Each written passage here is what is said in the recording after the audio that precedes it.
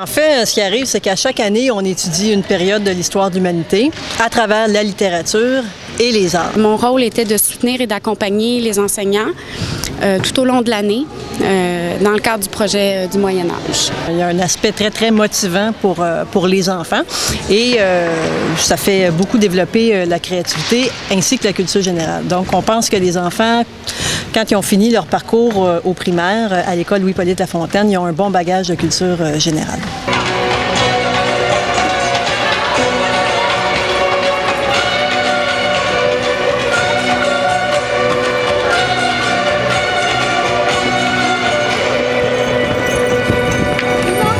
On a fait un effort particulier pour inclure les 4 arts dans le spectacle.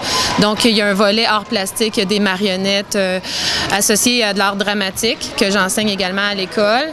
Pour ceux qui ont des rôles, autant pour les présentateurs aussi, l'articulation et tout ça, on pratiquait ça. Beaucoup de danse et naturellement beaucoup de musique.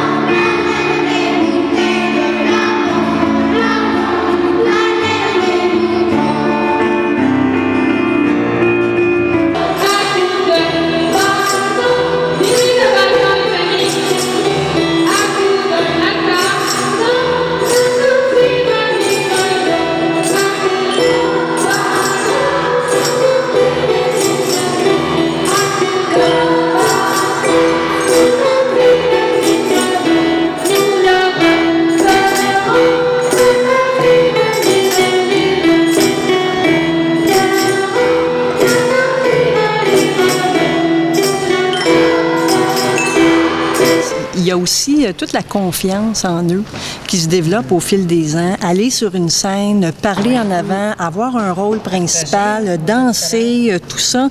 Tu sais, souvent, les enfants sont gênés. Ici, ils baignent dans ça. On fait des concerts à Noël. On fait 3 soirs de concerts. Il y a le grand concert. Il y a les semaines littéraires. Donc, ils acquièrent une certaine confiance, une certaine solidité en leur capacité. Puis ça paraît.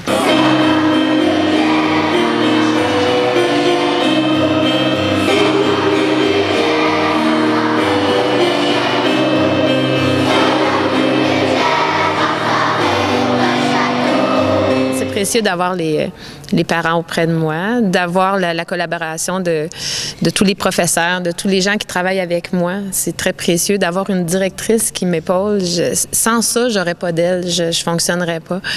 Mais là, je sens que j'ai du support. Je sens que si j'ai besoin de quelque chose de quelqu'un, il y a plein de gens derrière moi parce que sinon, j'aurais pas toute cette force-là. Ce que je trouve intéressant, c'est qu'au départ, le Moyen-Âge, pour les enfants, c'est château, reine, roi, princesse. Mais on les amène plus loin que ça dans le vocabulaire, dans toute la richesse. Parce que, tu sais, on pense qu'aussi le Moyen-Âge, c'était très sombre. Oui, il y a une partie sombre, mais on leur fait voir aussi que le Moyen-Âge, il y a eu 2 parties. Donc, tout l'aspect culturel du Moyen-Âge, que c'est pas juste les châteaux, les rois, les reines.